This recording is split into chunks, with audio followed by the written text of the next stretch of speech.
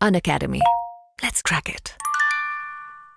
नमस्कार, जय हिंद दोस्तों। मैं शिवमोहन शर्मा स्वागत करता हूं आपके अपने YouTube चैनल जो कि अनअकैडमी के द्वारा शुरू किया गया। और आज जानते हैं कि आप अनअकैडमी इंडिया का लीडिंग प्लेटफॉर्म है। अगर आप YouTube पे देखने जाएं या अनअकैडमी के आप उसके एप्लीकेशन पे जाइए तो आपको ऐसा कोई भी एग्जाम नहीं है जो भारत में होता हो और उसके लिए अनअकैडमी बेस्ट एजुकेटर के साथ तैयारी ना कराता हो। तो आपके लिए हम लाए हैं यूपीएससी हिंदी माध्यम से। जैसे कि हमने कहा था आपसे कि आपको करंट अफेयर्स की श्रृंखला शुरू करेंगे, साथ में आपको और भी जो चीजें उसके साथ रिलेटेड रहेंगी जो कि आपके प्री और मेंस में आने वाली हैं, तो उसी से रिलेटेड आज से शुरू हो रहा है आपका करंट अफेयर्स का वीडियो। तो बच्चों, अभी तक अगर आपने सब्सक्राइब नहीं किया इस यूट्यूब चैनल को तो तुरंत सब्सक्राइब करिए, साथ ही अपने दोस्तों के साथ शेयर करिए जो तैयारी कर रहे हो या जो तैयारी करने वाले हो उनको भी शेयर करिए ताकि उनको भी पता चले कि किस लेवल की चीजें आती हैं। साथ ही आप लाइक करिए और कमेंट करिए। तो चलिए आपका बिना टाइम वेस्ट किए वीडियो को शुरू करेंगे, ठीक है। तो मैं शिवमोहन शर्मा आपका स्वागत करता हूं आज के वीडियो में जो कि करंट अफेयर से रिलेटेड होने वाला है। तो चलिए देखते हैं कि क्या होने वाला है आज का चैप्टर। तो आज का चैप्टर है रेड सैंड बोआ। है क्या? जैसा कि इमेज में आपको दिख रहा होगा, ठीक है, कि क्या है, आपको दिख रहा होगा यहाँ पे सांप की तस्वीर लगी हुई है। तो रेड सैंड बोआ है क्या? तो आइए बात कर लेते हैं इसके बारे में कि रेड सैंड बोआ चर्चा में क्यों है। क्योंकि आप जानते हैं कि जब IUCN की कोई लिस्ट होती है या ऐसी कोई प्रजाति जो खतरे में होती है तो उससे रिलेटेड प्रश्न यूपीएससी में अक्सर पूछे जाते हैं। तो रेड सैंड बोआ के बारे में आइए चर्चा करते हैं कि है क्या। तो हाल ही में क्या हुआ है, वाइल्ड लाइफ कंजर्वेशन सोसाइटी, जिसको बोलते हैं शॉर्टकट में WCS, जो इंडिया की भारत में मतलब इनका जो ब्रांच इंडिया में है, इसको ऐसे समझिएगा, ठीक है। WCS का ब्रांच इंडिया में है, इसके बारे में आपको बताएंगे, ठीक है। तो ये जो इंडिया की WCS का ब्रांच है उसने क्या किया, एक डेटा जारी किया है जिसमें भारत में रेड सैंड बोआ का अवैध व्यापार 2016 से 2021 शीर्षक के नाम से, और इस रिपोर्ट में रेड सैंड बोआ के व्यापार का खुलासा किया गया है, ठीक है। क्यों ऐसा हो रहा है, ऐसा क्या है इस सांप में भाई, रेड सैंड बोआ में, जो इसका क्या किया जा रहा है, आप तस्करी करके बेचा जा रहा है। और कब से कब का डेटा आप देखिए, 2016 से 2021, बहुत लंबा डेटा है, ठीक है। ऐसा क्या खास है इस सांप में, इसके बारे में चर्चा करेंगे ताकि उससे रिलेटेड फैक्ट्स आपके प्री में भी काम आए और जब आप मेंस लिखे तो कुछ ऐसे डेटा जब पूछे जाते हैं, डेटा इन द सेंस जब आपसे कुछ ऐसे मुद्दे पूछे जाएंगे कि दुनिया में तस्करी का मुद्दा या कुछ ऐसा मुद्दा, तो आप इसमें से कुछ पॉइंट्स उठा के अपने मेंस के आंसर्स में भी डाल सकते हैं। दोनों में आपका फायदा होने वाला है। तो आइए बात करें इससे रिलेटेड चीजों की, ठीक है, कि रिपोर्ट के मुख्य तथ्य क्या है, यही पूछे जाते हैं एग्जाम में, तो इसको ध्यान से देखना है कि रिपोर्ट में कहा गया क्या कि वर्ष 2016 और 2021 के बीच क्या हुआ है, रेड सैंड बोआ से जुड़ी जब्ती की कुल 172 घटनाएं हुई। यानी कि तस्करी करके ले जा रहे थे, रास्ते में अलग अलग फोर्सेस के द्वारा क्या किया गया, उसकी जब्ती की गई और ऐसे दस्तावेजीकरण किया गया जिससे अवैध व्यापार की चिंताजनक सीमा का पता चलता है। यानी कि बहुत ही ज्यादा इनका अवैध व्यापार किया जा रहा है, बहुत ही ज्यादा तस्करी की जा रही है और ये बहुत ही चिंता का विषय है। तो नंबर से याद रखने हैं कितने, 172 घटनाएं, ठीक है। कब से कब के बीच, 2016 से 2021 के बीच, इसको याद रखना है क्योंकि इससे रिलेटेड फैक्ट्स पूछे जाते हैं। वही अगर बात करें, अवैध व्यापार 18 भारतीय राज्यों, साथ में एक केंद्र शासित प्रदेश और 87 जिलों तक फैला है। अब आप सोच के चलिए, बहुत बड़ा, 18 राज्य, एक केंद्र शासित प्रदेश और उसमें भी 87 डिस्ट्रिक्ट्स यानी 87 जिले। आप सोचिए, यानी कि बड़े पैमाने पे तस्करी की जा रही है। बड़े पैमाने पे अगर देखा जाए तो क्या हो रहा है, इनका अवैध व्यापार हो रहा है और ये बहुत ही चिंता का विषय है। आगे देखते हैं कि इसमें और कौन सी बात है, जिसमें कहा गया कि महाराष्ट्र तथा यूपी में सबसे ज्यादा घटनाएं दर्ज की गई हैं। कितनी घटना हुई वो भी अभी आपको बताएंगे, महाराष्ट्र यूपी में, और इसको याद रखिएगा क्योंकि क्या होता है कि राज्य पूछ लिए जाते हैं कि कहां पे सबसे ज्यादा, या अपने मेंस में आप रेफरेंस के तौर पे दे सकते हैं कि इस प्रजाति के साथ इस तरह का हुआ और ऐसे ऐसे राज्यों में सबसे ज्यादा तस्करी या अवैध व्यापार किया गया। तो इसको भी आप मेंस में भी ले सकते हैं, प्री से रिलेटेड तो बहुत ही इंपॉर्टेंट है, तो इसको ध्यान रखना है।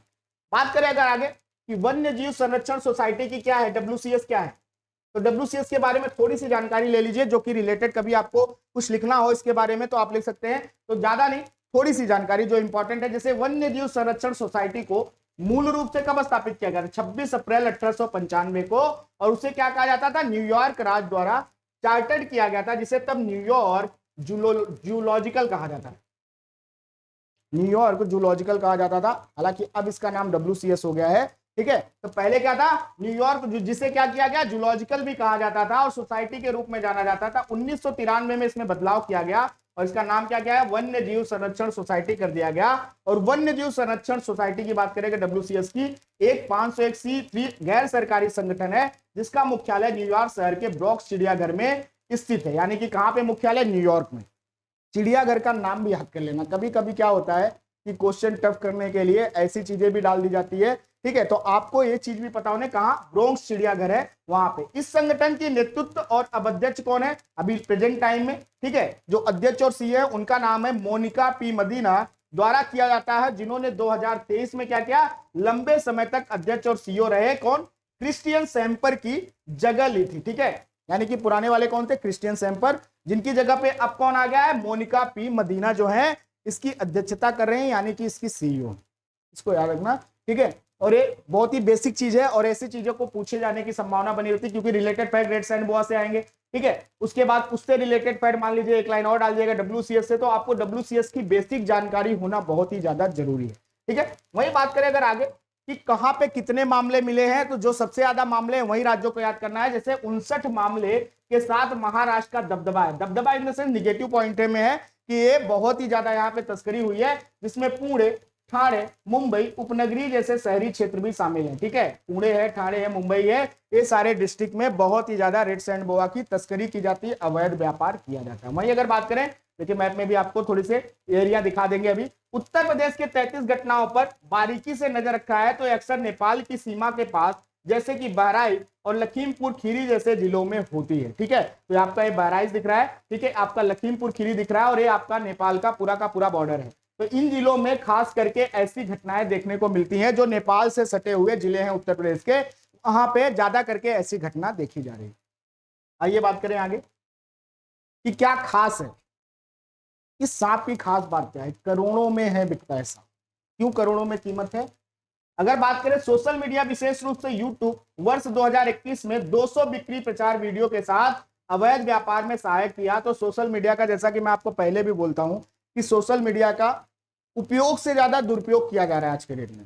सोशल मीडिया कैसा है, एक ऐसा प्लेटफॉर्म होना चाहिए था जहां पे जानकारियां अच्छे सेंस में होनी चाहिए थी, चीजों को अच्छे सेंस में बढ़ावा दिया जाना चाहिए था। लेकिन आजकल आप देखिए, चाहे वहां पे हमेशा निगेटिव सेंस में ज्यादा चीजें चलती है, पॉजिटिव सेंस में कम चलती हैं, और जो निगेटिव चीजें वायरल भी ज्यादा होती है।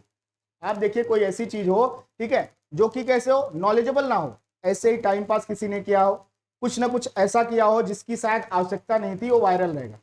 लेकिन वहीं पे आप देखिए कि कोई ऐसा व्यक्ति जो कि आपको कुछ नॉलेज दे रहा है, जो कि आपके लाइफ से रिलेटेड चीजों को अच्छे तरीके से बता रहा है, आपके एग्जाम के पॉइंट ऑफ व्यू से कोई चीज डाल रहा है, तो शायद वो उतना वायरल नहीं होती। तो ये भी एक बहुत बड़ी समस्या है। यहाँ पे लगभग 200 बिक्री प्रचार किए गए सोशल मीडिया साइट्स पे। बात करें अगर रिपोर्ट के निष्कर्ष में क्या कहा गया कि रेड सैंड बोआ की आबादी और गिरावट को रोकने तथा भारत की जैव विविधता की रक्षा के संरक्षण के प्रयासों को तत्काल शुरू करने की आवश्यकता है, ठीक है, ताकि इनका संरक्षण किया जा सके। क्योंकि अब धीरे धीरे और मामले बढ़ते चले जा रहे हैं, क्योंकि सोशल मीडिया पे जब प्रचार हो रहा है तो धीरे धीरे अब ये बढ़ता चले जाएगा और ज्यादा दिक्कतें पैदा होती चली जाएगी। तो इसको ध्यान रखना है। बात करें अगर आगे कि और क्या चीजें इसमें जो हमें पढ़ सकते हैं, तो बात करें रेड सैंड बोआ की, अब बात कर लेते हैं, ठीक है, कि है क्या। तो रेड सैंड बोआ, ठीक है, जिसे आमतौर पर इंडियन सैंड बोआ भी कहा जाता है, एक गैर विषैली प्रजाति है, यानी कि काटने के बाद मरेंगे नहीं आप, गैर विषैली प्रजाति है। डर के मारे आप खत्म हो जाइए, अलग बात है, क्योंकि सांप उप आदमी देख लेता है तो आधा डर जाता है,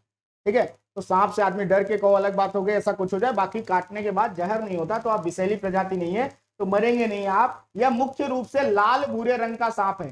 कौन से कलर का है? लाल भूरे रंग का सांप है, जो औसतन 75 सेंटीमीटर लंबा होता है, बहुत ज्यादा लंबा भी नहीं होता, औसतन 75 सेंटीमीटर लंबा होता है। अधिकांश सांपों के विपरीत इसकी पूंछ लगभग इसके शरीर जितनी मोटी होती है, जिससे यह 2 सिरों वाला लगता है। जैसा कि आप यहाँ पे इमेज में देख रहे होंगे, ठीक है, कि आपको लग रहा होगा इसके 2 सिर है, लेकिन 2 सिर नहीं है, सिर यहाँ पे इसका और ये यहाँ पे इसकी पूंछ है, ठीक है। वो सेम टू सेम ऑलमोस्ट मोटाई पीछे तक है। जैसे अदर सांपों में क्या होता है, आप देखिए पूंछ जो है पतली होती चली जाती है, इसके साथ वैसा नहीं है। तो ये नॉर्मल है, एक मुंह वाला, लेकिन वो मोटाई की वजह से, वैसे शेप की वजह से ये 2 मुंहा सांप लगता है, यानी 2 मुंह वाला सांप लगता है, जो कि ये है नहीं। रेड सैंड बोआ विश्व के सैंड बोआ में सबसे बड़ा है और यह रात्रिचर होने के साथ साथ अपना अधिकांश समय जमीन के नीचे ही बिताता है। रात्रिचर का मतलब होता है नॉक्टर्नल बोला जाता है, आजकल बच्चे बड़े होते हैं, रात्रिचर प्राणी हो रहे हैं।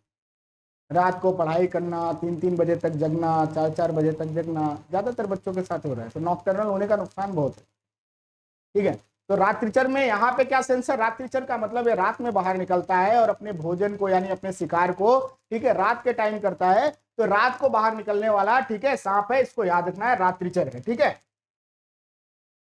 बात करें अगर इसके वितरण की, कहां कहां पाया जाता है, तो यह उत्तर पूर्वी राज्यों में, साथ में उत्तरी बंगाल को छोड़कर पूरे भारत में पाया जाता है। लेकिन भारत के द्वीपों पर नहीं, जो आइलैंड्स है आपके, उस पर यह नहीं पाया जाता। अब एक लाइन इसमें आप डाल दे कि यह भारत के द्वीपों पर बहुतायत में पाया जाता है या भारत के द्वीपों पर, ठीक है, इसकी संख्या कम हो रही है, ऐसे डाल दे तो आप कंफ्यूज नहीं होना। भारत के द्वीपों पर नहीं पाया जाता है, क्योंकि स्टेटमेंट ध्यान से पढ़ना है और स्टेटमेंट ही कमाल करता है यूपीएससी के एग्जाम में। आप जानते हैं अगर स्टेटमेंट आपने सही से पढ़ा है, उस लाइन को सही से समझा है, तो आपके एग्जाम में उस क्वेश्चन के सही होने की संभावनाएं बहुत ही ज्यादा बढ़ जाती है। बात करें अगर स्थिति कैसी है इस समय, तो आईयूसीएन की रेड लिस्ट में, ठीक है, निकट संकटग्रस्त यानी कि संकट की तरफ बढ़ता हुआ शामिल है। वही अगर बात करें वन्य जीवों और वनस्पतियों की लुप्तप्राय प्रजातियों के अंतरराष्ट्रीय व्यापार कन्वेंशन यानी साइट्स जिसको बोलते हैं, उसके परिशिष्ट 2 में शामिल है, जो कि एक तरह से खतरे का ही निशान है। वही बात करें भारतीय वन्यजीव संरक्षण अधिनियम 1972 के अनुसूची 4 में शामिल है और ये भी एक तरह के खतरे का निशान। आप इसको थोड़ा सा समझना पड़ेगा, ठीक है, कि यहाँ पे क्या करना, हमें रेड सैंड बोआ को बचाना पड़ेगा, ठीक है। क्यों रेड सैंड बोआ को खतरा किससे है, इसको थोड़ा सा देख लेते हैं कि मानव बस्तियों का विस्तार एवं मानवीय गतिविधियों के कारण क्या हुआ, इनका जो क्षेत्र था वो सिमट गया है। कैसे सिमट गया इनका क्षेत्र सिमट कर इस आधार पर कि आप देखिए कि पहले क्या था, अगर आपने थोड़ा बचपन में देखा होगा अपने पापा के समय की बात या दादा के समय की बात, तो जहां पे घर हुआ करते थे, इवन शहरों की बात कर रहा हूं, आज जो नए नए शहर बन गए, तो आप देखिए बहुत स्पेस हुआ करता था, खेत है, खलिहान है, पेड़ लगे हुए हैं, बाग बगीचे हैं, कहीं कहीं जंगल है, पहाड़ है, नदियां हैं, सब थे। आज क्या हो गया है, आज ऐसा अतिक्रमण है कि आप गांव में भी चले जाइए तो गांव में भी बगल बगल घर, और ऐसे हालात हो गए हैं कि शायद वो पर्यावरण जैसे हम देखे थे शायद वो बचपन में हम लोग के समय, आज उसकी उपलब्धता बहुत ही कम हो गई है, ठीक है। तो कहीं ना कहीं ये रेड्स मानव बस्तियों के विस्तार के कारण, मानवीय गतिविधियों के कारण इनका क्षेत्र सिमटा है, जिसकी वजह से क्या हो रहा है, इनको दिक्कतें हो रही हैं। वही अगर क्या बात करें व्यापार के साथ साथ काले जादू में उपयोग हेतु तो इसकी मांग में वृद्धि हुई है। ब्लैक मैजिक, अंधविश्वास, ठीक है, अंधविश्वास के, ठीक है, अंधविश्वास के कारण भी इनका बहुत ज्यादा क्या होता है कि लोगों को लगता है काला जादू करते समय, ठीक है, रेड सैंड बोआ को रखा जाए तो आपका काला जादू सफल हो जाएगा, जो कि ऐसा पॉसिबल नहीं है। अगर ऐसे कुछ चीजें होती रहती कि आपका काम, ठीक है, काला जादू करने से ही होता रहता, तो हमको लगता है कि सारे एस्पिरेंट्स क्या करें, फिर काला जादू ही करवाओ कि भैया अब यूपीएससी क्वालिफाई करना है, चलो काला जादू वाले कहीं ढूंढते हैं, ठीक है, काला जादू करवाए हो जाए। लेकिन ऐसा नहीं, आप जो मेहनत करेंगे उसी का फल आपको मिलेगा। और जितनी अच्छी मेहनत करेंगे, अच्छी मेहनत का मतलब ये नहीं कि मजदूरी करने लगेंगे, अच्छी मेहनत का मतलब यह है कि आप जिस कार्य के लिए आए उस कार्य को ईमानदारी से और सही वे में यानी कि सही रास्ते से तैयारी करेंगे तो आपका एग्जाम क्वालिफाई होना निश्चित है, ठीक है। तो इसको ध्यान रखना है कि अंधविश्वास के कारण भी इनके व्यापार यानी कि तस्करी में, अवैध व्यापार में वृद्धि हो रही है।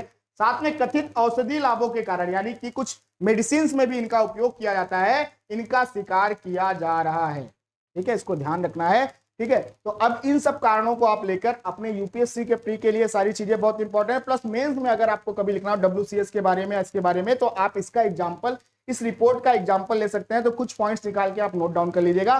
तो चलिए आज आपसे विदा लेते हैं, मैं शिवमोहन शर्मा आपसे विदा लेता हूं। अगर अभी तक आपने हमारे इस चैनल को सब्सक्राइब नहीं किया तो आप तुरंत हमारे इस चैनल को सब्सक्राइब करिए, साथ ही लाइक करिए, कमेंट करिए और अपने दोस्तों तक शेयर जरूर करिए। तो चलिए नमस्कार दोस्तों, जय हिंद।